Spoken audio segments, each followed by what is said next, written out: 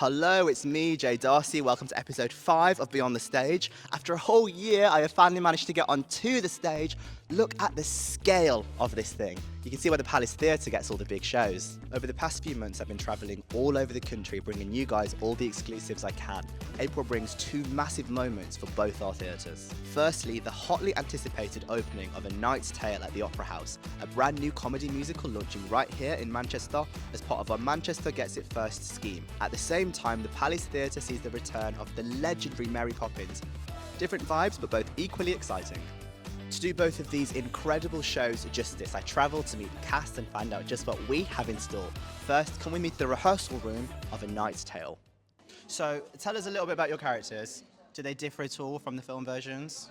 So I played Jocelyn. I'm playing William's father. I am playing Kate, the blacksmith. So I play Chaucer. I'm playing Roland. William. I play Wat. Prince Edward. Count Adamar. Our Wat in the musical is sort of gender fluid, non-binary person, but still maintains a lot of the comedy value that Wat from the film has and the rage. Mm-hmm. She's the same as the film, but just enhanced. You know, she's got this feminist side to her that's really shown, but then she's also like a real lover girl, and like there's some lovely like tender moments between her and William. Rona's amazing writing, the adaptation of the screen to the stage has been really, really smooth. The big thing you need to know about Chaucer is that he breaks the fourth wall. So I speak directly to you, and I can see you in there. He's this lovable character. He's like the mother hen of the gang, of the squires, and the champion of William. She has a lot of anger in the film. She's quite frustrated, as you would be if you were doing a job where no one thinks that you can do that job, and so everyone dismisses her because she's a woman. He does more singing in this one, considerably more singing in this one. He's kind of modernized from the movie a little bit, in the sense that like more multifaceted, like can be a little bit of a one-track mind, and he wants to change his stars. He wants to become a knight. He wants to achieve his dreams, and he can be a little bit selfish. Jocelyn will not let him get away with that. He gives him away to a knight to learn how to be a knight when he's only 11.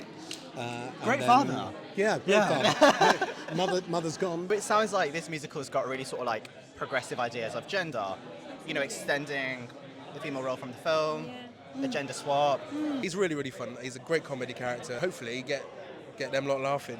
He's definitely a little bit camper, a little bit sillier. We've embraced that. He's a little bit more of a buffoon. Kimbrona's adaptation is described as commanding and mysterious. So we'll see if I live up to that billing. If you love the movie, there's so much there for you already. But if you've seen the movie, don't be put off, because it's the amazing adaptation that Brona Seatetli, our writer, has done. She's made it funnier, she's made it more contemporary feeling, it's more inclusive, it's more representative of our society now. And I think audiences can look forward to us bringing a bit of 2025 into a story that deserves it, frankly. Very self-confident and a strong woman in the film, but she's really given more in the musical. In this musical, luckily enough, she's been fleshed out a little bit more. I get to have a bit more sort of backstory, a little bit more of a development. We go on a bit more of a journey with her. There are so many songs that are just like stalwarts radio play in this country. Yes. That you're gonna enjoy every number, whether it's I've heard this song, this is a typical pop song, or whether it's just so ridiculous. There are times when we have unashamedly shoehorned in a pop song for the sake of it, and our brilliant director is making a brilliant sense of that and making the audience know that we're aware. The musical like speaks to now. Yes. Yes. Yeah. It's a real hybrid, isn't it? It's a hybrid of medieval time, 2001, and current day. I love that. That's so sort of liminal and like, interesting. Yeah. But it really works. I mean, I can tell just from what we just watched. There's just so much energy coming off this production. There are massive set pieces, because, you know, exciting stuff has to happen. We're literally not allowed to give spoilers on how we're doing the jousting. It's that secret, and I can promise you it's epic. It's not even done the same way, potentially, all the way through. But it's very exciting.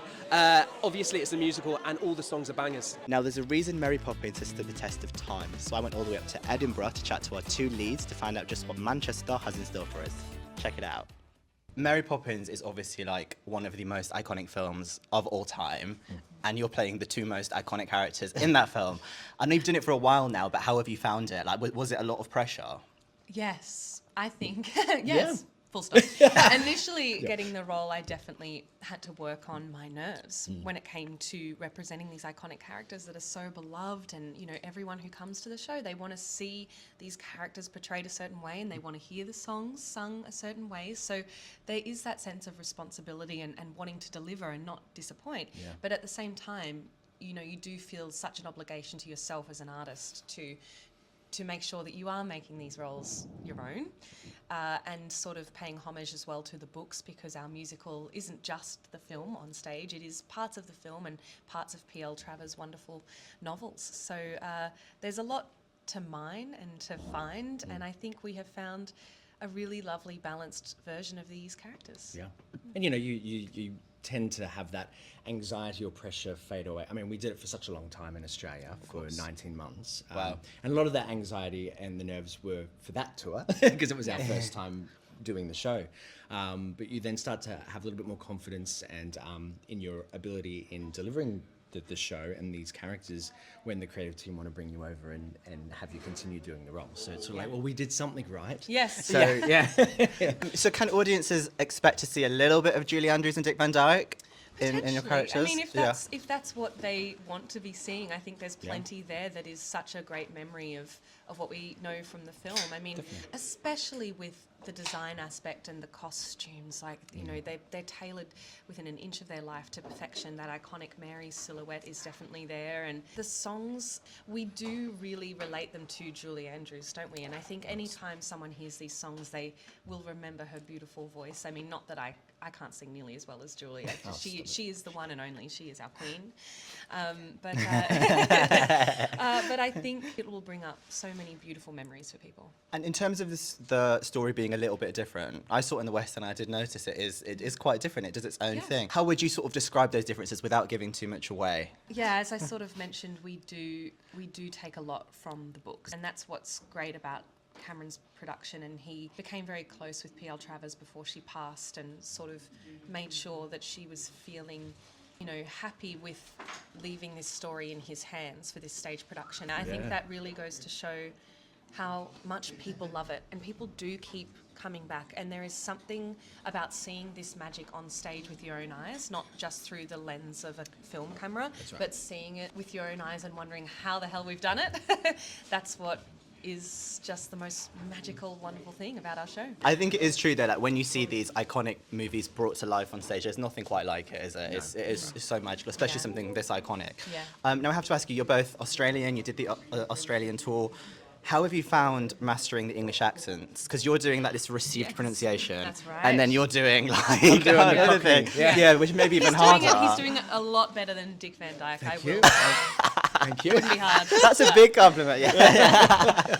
Oh, look, we've had amazing accent and dialect coaches working with us from the beginning, both in Australia and again over here, and they'll always pop their head in to see that we're all doing okay and there aren't any, you know, weird bad habits that have slipped in. Or Aussie twang coming in. Aussie twang. Being musicians as well, being singers, I do think we have a naturally good ear to pick up accents and to hear what's correct and what isn't. So I think it hasn't been too hard for me, but you've got the much harder accent. I think it was the balance of not going too strong in the Cockney, because Bert takes on a bit of a narrator role, and so you still need to hear what I'm saying. So I have to find a nice balance where it's still, you know, Cockney, but not so full on or too theatrical and Or a over the top. caricature. Yes, exactly. And it's you know, it could very easily go that far, because Bert is such a high energy, positive character. So it's about finding that balance that's still honest and grounded. Yeah. Amazing. I'm sure these are two of your dream roles. I think most people in musical theatre would love to play iconic characters like these. But is there another musical or another character that you would love to play at some point after this? Because you will have done Mary Poppins for quite a while. That's true. Yeah. I find that really a hard question. I know, it is hard. Because we like to protect ourselves, self-preservation. Like, Yes. even when Mary Poppins got announced as coming to Australia, I was kind of trying to trick myself that I didn't want it that bad, because you just don't want to get hurt. And Of this course, industry is full of so many no's. But in the dream world, I would love to play Mrs. Lovett in Sweeney Todd. And Les Mis was my first ever show as well. I did the 10th anniversary tour back in Australia. I was one of the young kids, and so to revisit that show as an adult would also be a dream, I guess. What about you? I've been very lucky to be able to tick off some characters so far in my career that were on my list. Like who? Well, so Bert's one of them, and I played Cosmo Brown in Singing in the Rain. Fabulous. And then I played Link Larkin in Hesper. Yeah. And so that's over, I'm not as young as that anymore. But and so it was nice to tick them off. But I genuinely struggle to sometimes go, oh, am I right for that or am I right for that? And so sometimes I'm not super ambitious in dreaming about a certain character because I don't even know if I can do it. Does Don't that make worry, sense? I'll be there to push you. If something comes up, I'll make sure I'm calling your agent. You to need say, to audition for this. Make sure Jack goes in. Shows it for you. Yeah. And to wrap the interview up, so there are so many musicals out and about at the moment. In Manchester, we have got like everything coming this year. Great. Why should people see Mary Poppins? Why is this the show that they should come and see? It's equal parts spectacle and heart, so it just delivers On every level. on every level. It does have those big, huge numbers that are so satisfying to watch, that just bring people to their feet, but it also has this story that just really cracks you wide open, and we have people in tears after seeing the show, and then of course the obvious thing I want to say is that it is for everyone. There is something in it for everyone, so you can bring your kids, you can bring your parents, you can bring your grandparents, and this story has something to share for everyone, no matter what age you are. Yeah. I think it's that, in particular, the heart side of things. It just catches a lot of people off guard. Because it's joyous and it's a spectacle and it's all their favourite songs. And there's some flying, there's magic, there's dancing upside down. So visually, it's really stimulating and exciting. But those tears do flow. Yeah. Lovely. In fact, I must ask one more question. You just reminded me. What's it like flying? Is that terrifying? No, not anymore. Not anymore. I will say that, when we get to each new venue, we have to tech the flight because it's obviously it's a whole new system that's been rigged up in each new venue. So it's when we do the flight in work lights that I find it scariest because I can see how high I am. But then in the show situation, it's quite dark and moody and we've got stars. And so you sort of lose sight of exactly whereabouts you are in the space, which is easier to do it. But look, we're very used to getting rigged up into a harness and it's a lot of fun.